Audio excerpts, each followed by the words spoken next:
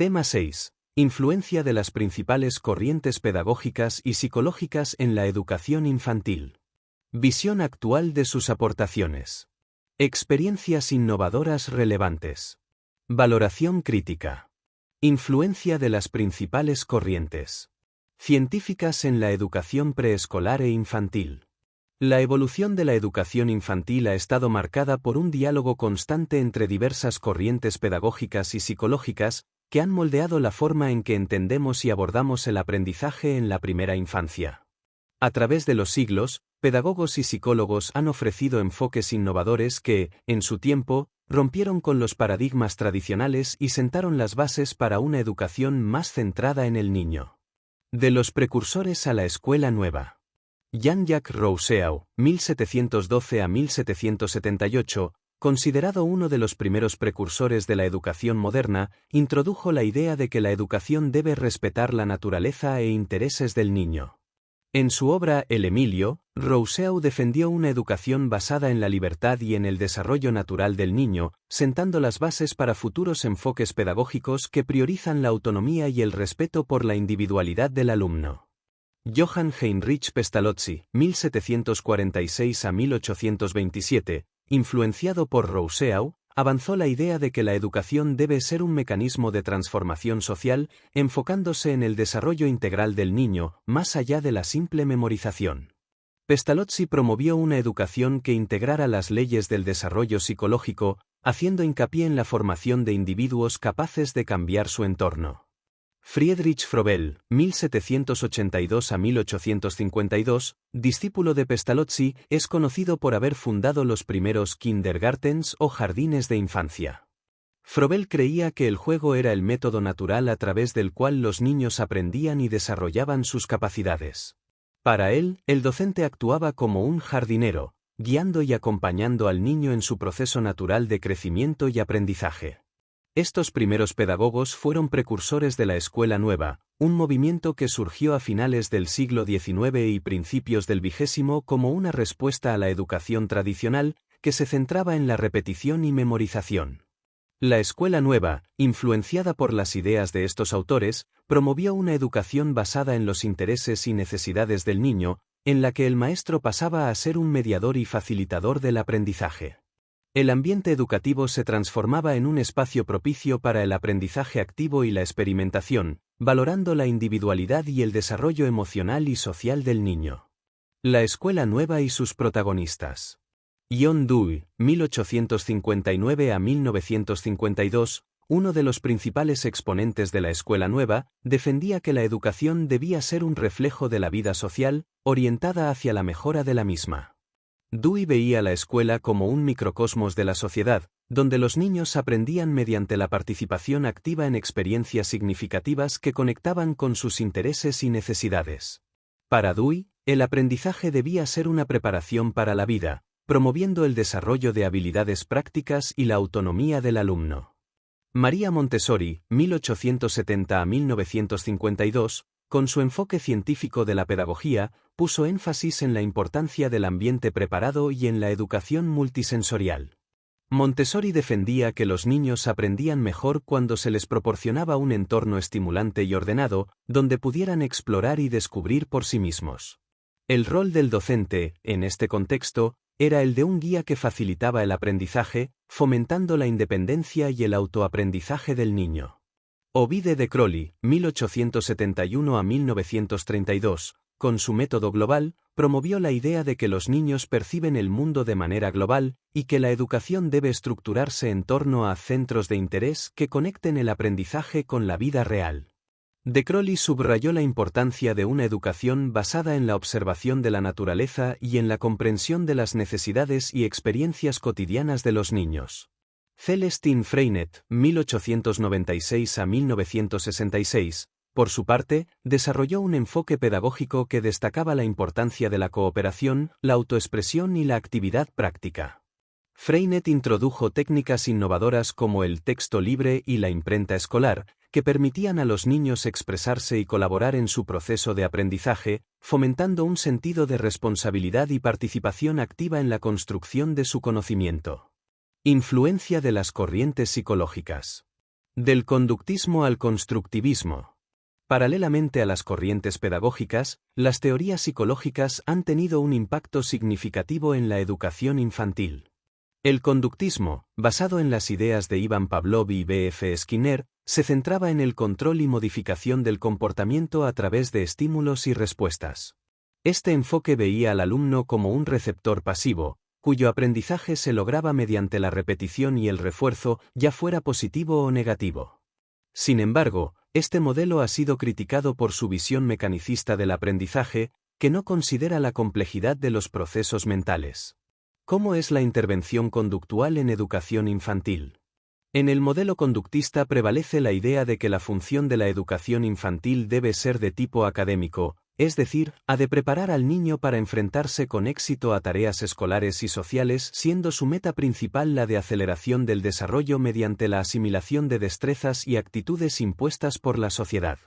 Destaca igualmente un carácter marcadamente técnico en la planificación de la enseñanza y una secuencia sistemática del proceso de aprendizaje. Las estrategias conductistas se van a caracterizar. Se va a potenciar una atmósfera de trabajo en el aula tratando de evitar el uso de materiales no académicos y las interacciones verbales que no se refieran a la tarea. La tarea está muy marcada, diseñada, materiales para esa tarea y solamente hablamos de la tarea. La actuación del profesor es la clave del éxito del proceso de aprendizaje en la medida que le corresponde al profesor diseñar la instrucción, los objetivos operativos, controlar los estímulos y aprendizajes y reforzar las conductas de aprendizaje apropiadas. La organización espacial en el aula se caracteriza de la utilización de mesas individuales o de pequeños grupos de trabajo formados o constituidos según las actitudes de los alumnos, grupos no aleatorios, sino los más parecidas en el proceso de aprendizaje. La finalidad de los programas es el logro de destrezas y actitudes valoradas por la sociedad, siendo destrezas relevantes en la etapa infantil el aprendizaje de habilidades básicas, los hábitos adecuados de trabajo escolar y las actitudes positivas hacia el aprendizaje. Para alcanzar los objetivos instructivos, es necesario formular objetivos intermedios que permitan su consecución gradual. Estos objetivos intermedios son los objetivos operativos, son formas de conducta observables y evaluables. Para el modelo conductista, tan importante como esto, es la sistematización de la evaluación. Esta se realiza sobre la calidad del trabajo realizado y no sobre los procesos que han hecho, informando inmediatamente de los resultados en la medida que esa información puntual e inmediata va a suponer un refuerzo para el aprendizaje. El refuerzo o aplicación sistemática de estímulos reforzables se utilizan para dirigir eficazmente la conducta de aprendizaje. En oposición al conductismo, surge el constructivismo, una perspectiva que resalta el papel activo del alumno en la construcción del conocimiento. Jean Piaget, uno de los principales exponentes de esta corriente, desarrolló la teoría del constructivismo, que sostiene que los niños construyen activamente su comprensión del mundo a través de la interacción con su entorno y de procesos de asimilación y acomodación. Piaget identificó diversas etapas del desarrollo cognitivo que son fundamentales para comprender cómo los niños aprenden y desarrollan sus habilidades cognitivas. Lev Vygotsky, otro influyente psicólogo, introdujo la idea del aprendizaje sociocultural y la zona de desarrollo próximo, ZDP, que subraya la importancia de la interacción social y la mediación cultural en el aprendizaje. Según Vygotsky, el aprendizaje es un proceso social que se produce en colaboración con otros, y el desarrollo cognitivo se logra a través de la guía y el apoyo de personas más capacitadas. Psicología genética de Piaget. Su modelo se denominó modelo constructivista o concepción genético-cognitiva del aprendizaje. La psicología genética es la que estudia los mecanismos por los que se pasa de estadios de menor conocimiento a otros de conocimiento más avanzado. Los estadios son periodos de equilibrio y de organización de acciones y operaciones en las que se desarrollan competencias cognitivas, las cuales interactúan con el objeto. Pero en ese contacto con el objeto no se adoptan tal cual, sino que se transforman y asimilan a sus estructuras mentales. La clave de Piaget es la importancia del desarrollo. Para Piaget los elementos de desarrollo son: maduración, experiencia con objetos, la experiencia con las personas, la equilibración, que sería la tendencia a restaurar el equilibrio perdido, es decir, a anticipar y compensar los desequilibrios mediante la construcción de estructuras cognitivas. Por lo tanto, las estructuras cognitivas son algo que el individuo adquiere para equilibrar el desequilibrio. Las 4 ideas fundamentales de la psicología genética serían: es posible adquirir aprendizajes operatorios y es posible gracias a las experiencias con las personas y a las experiencias con los objetos. Piaget se opone a las teorías maduracionistas, según las cuales, un proceso de aprendizaje no puede empezar hasta que el niño no es maduro. El aprendizaje operatorio va a depender del tipo de actividades realizadas por el alumno. Importancia de que cualquier aprendizaje depende del nivel cognitivo inicial del sujeto. Los conflictos cognitivos desempeñan un papel importante y hay que considerarlos como desequilibrios momentáneos. ¿Cuáles son las implicaciones de esta psicología genética en la educación?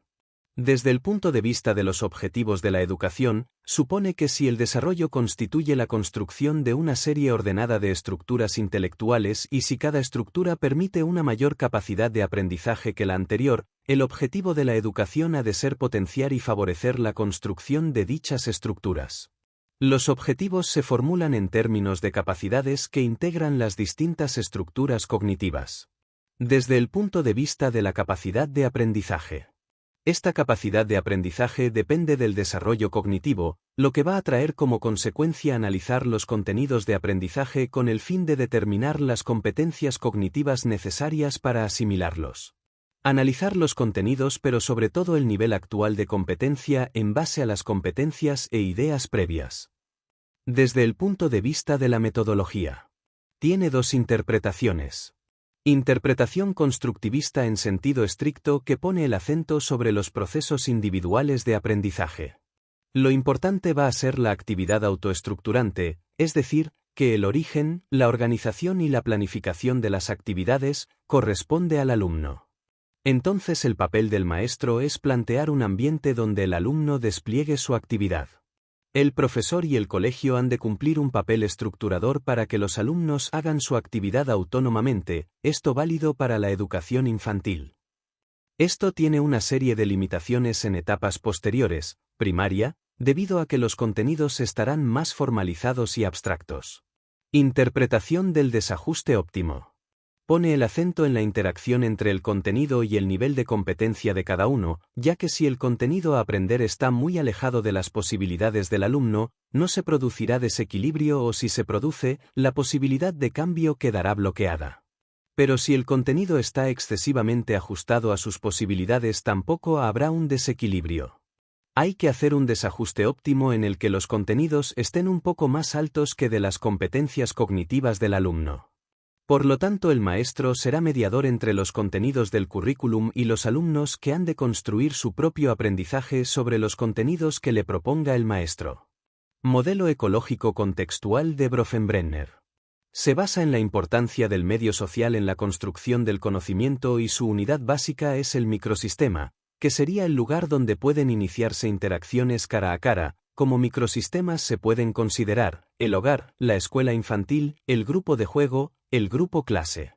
Estos microsistemas van a influir en la conducta del niño de tal manera que lo que aprenda en uno será transmitido al otro. Es necesaria la coordinación de los microsistemas que interactúan en el niño. De estos microsistemas aparecen los ecosistemas, como sistemas configurados e integrados en los más adultos y que influyen en el desarrollo infantil.